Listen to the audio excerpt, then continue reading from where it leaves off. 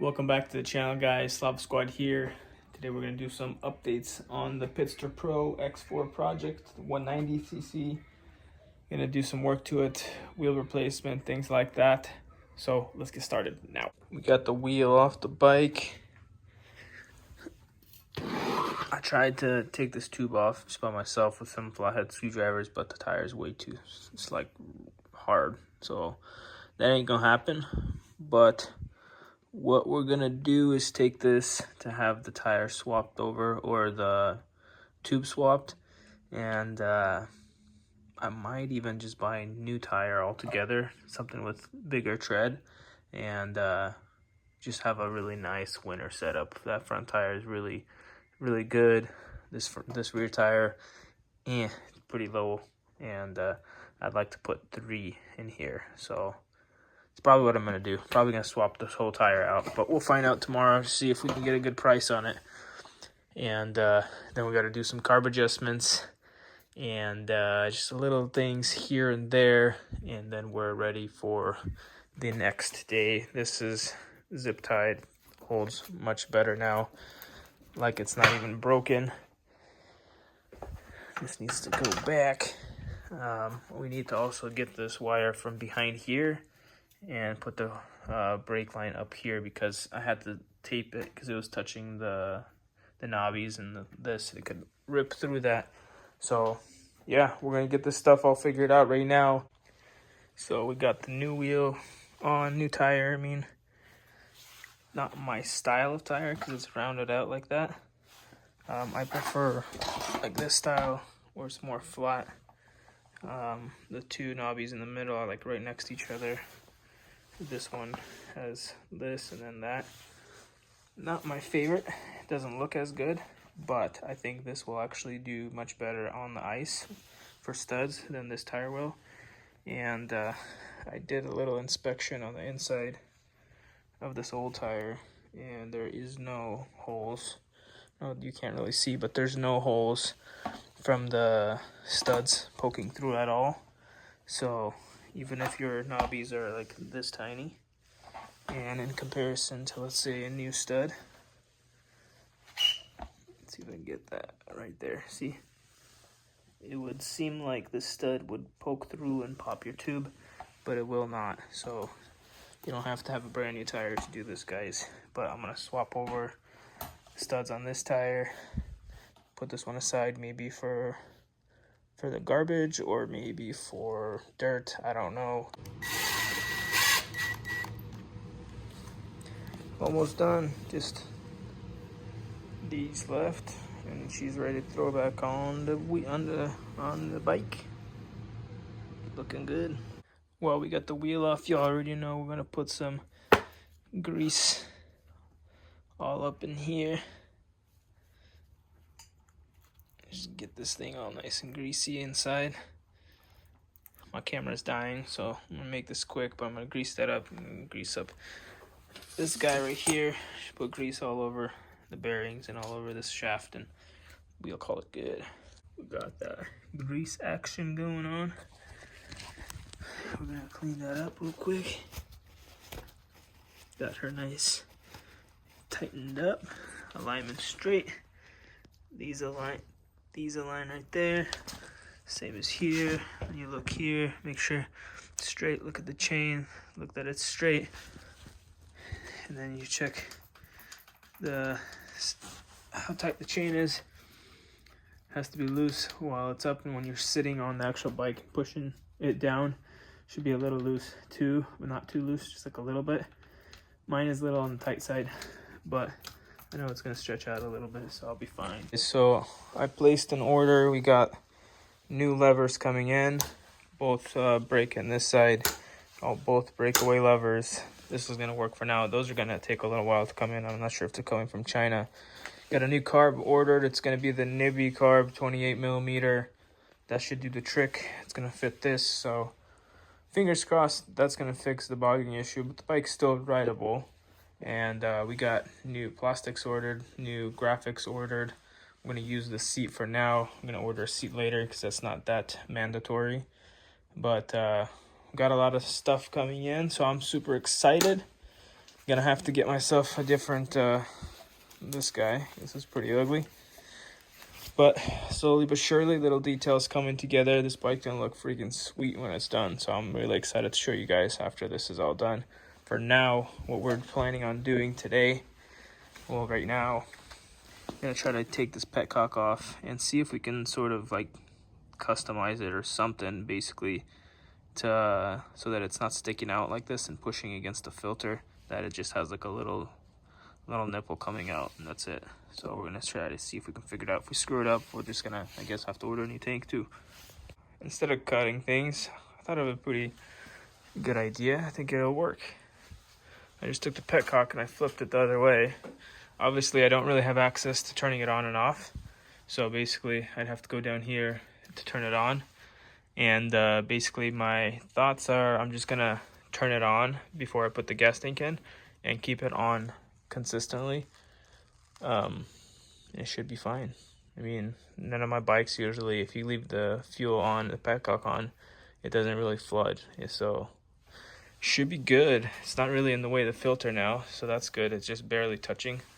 So I think that's what I'm gonna do for now. And if something that doesn't work for some odd reason, then we're gonna have to start thinking of other custom ways to do this. Ladies and gentlemen, I would like to welcome you the new carb. So I hope I got the right thing. It looks pretty cool. So I guess we're gonna see. It's supposed to be in the nib, whatever carburetor. I don't see the words on here, so it's probably a knockoff. Most likely. But if it works, then I don't care. If it don't work, they gonna return my money. But let's throw this guy on here, see how she runs. Alright, new carburetor has been installed. Choke on. Give it some throttle. Give some fuel running through. Fuel is on. Let's put her down, see how she runs. Now we can tune her.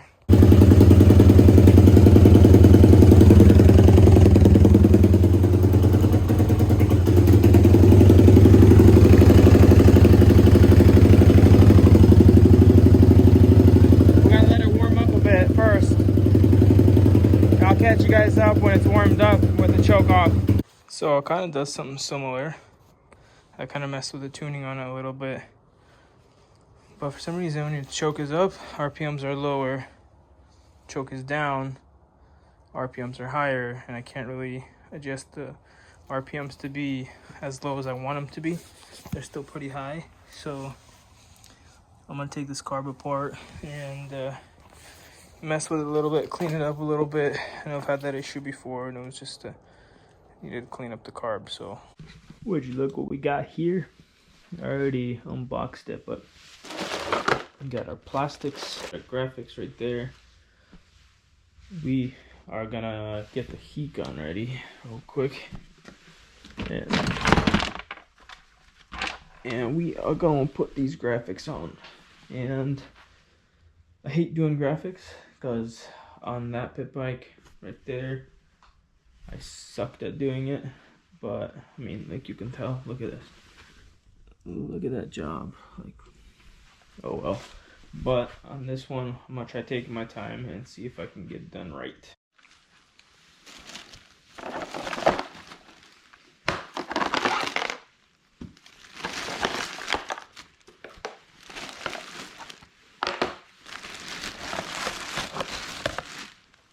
Before we do anything, I'm gonna have to bring in the old plastics and make sure that they are gonna work, because these are KLX 110 plastics. They should be universal with Pitster Pro, or should fit with Pitster Pro graphics or plastics, but we're gonna double check.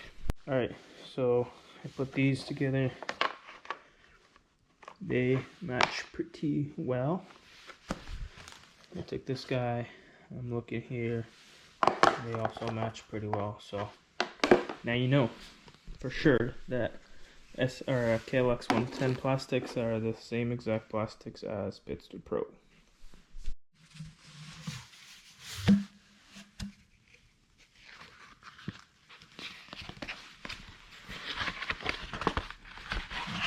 that.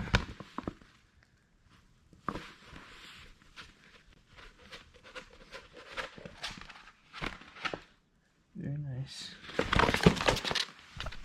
Alright, so unfortunately these graphics are not what I ordered. I mean, the design, everything is, but there was some custom stuff that I asked them to put on here, and they did not put it on here like they said they would. So that's disappointing. But yeah, that means for this week's video, we are not going to have graphics on these plastics. We're probably not even going to put the plastics on the bike. So that's annoying. But yeah, we'll just do the carburetor adjustment. We put the carb in, so now we're going to take it out again, clean it up, maybe do some fine tuning on it, and see if the bike will run good. So I'm going to try something. I was told it could be a leak between the carb and the intake, so I'm going to take some gasket maker, put it on the carb, put the little spacer on, and hopefully that fixes our problem. So we just got just a little bit of gasket maker on there. We're not going to put a lot. I don't want it to like get sucked up into the engine or anything like that. So oh, that was a fail. Anyways, let me put this guy on, put the carb back together, and I'm just gonna probably hand tighten this a little, and then I'm gonna let it sit for a few hours. So we got that put back on. I did take the choke off, pull it out, cleaned it up a little bit, and we got the filter all cleaned up, washed, and used filter cleaner and all that stuff. This is what I use right here. I'm going to put some filter oil on that as well. Basically trying to make sure everything is ruled out. Could be a dirty filter. The filter didn't look that dirty. I did notice kind of a little tiny gap here, but I didn't know if if it was actually leaking air through there or not. So that's why I put the silicone there. And yeah, so that's kind of where I'm at. I wish I had the graphics video so I can put the graphics on the bike, show you guys what it's gonna look like and how it all came out. I did reach out to the company I bought it from, and they shipped out the little custom stuff that I asked them to do right away. So they're gonna have that sent to me. They didn't tell me to return anything. They told me to keep everything that I have. So that's pretty cool of them, and they did it fast. So it should come by tomorrow. But that's kind of where I'm gonna leave this video off. Is right here. I'm still stuck on this carburetor. It's a knockoff carburetor. I didn't know that it was gonna be when I purchased it, but it is. So like I said, if you guys have any more suggestions, I'm still gonna go back to my old video and see what else you guys are saying over there, see if I can follow any leads there into getting this thing all figured out, because it's kind of annoying and I'm at a point where I'm about to just run it how it is or something. I don't know, but that sucks. Hate dealing with carburetors. That's why, yeah. The CDI thing too is, I don't know if that's the right CDI for it or not. Peter's bike has a different CDI. It's a lot bigger, so maybe I'll swap his CDI and check it out. But anyways, this thing is slowly coming together, you know, with a new tire and everything like that. Next week we have a video that will come out, because we're gonna go riding next week finally. As you can see out here, the weather is very nice. Still chilly, but way better and doable for pit bikes. So we're gonna get some guys together, do some pit biking. Should be fun. Maybe some lighting, I'm not sure. I might get, you know, different tires on there, or I might just run it how it is with the studs in it. I don't know, we're gonna figure it out. But I'm excited for that. And next week as well, we're gonna get those graphics put on, plastics put on, got the new plastics back there that I showed you guys, and this bike is gonna be looking really good. So you guys stick around for that. And if you have stuck around this far, if you got any suggestions, hit them down in the comments. And if you're not subscribed already, you know what to do. Hit that subscribe button, hit that like button, and yeah, we'll see you guys in the next video.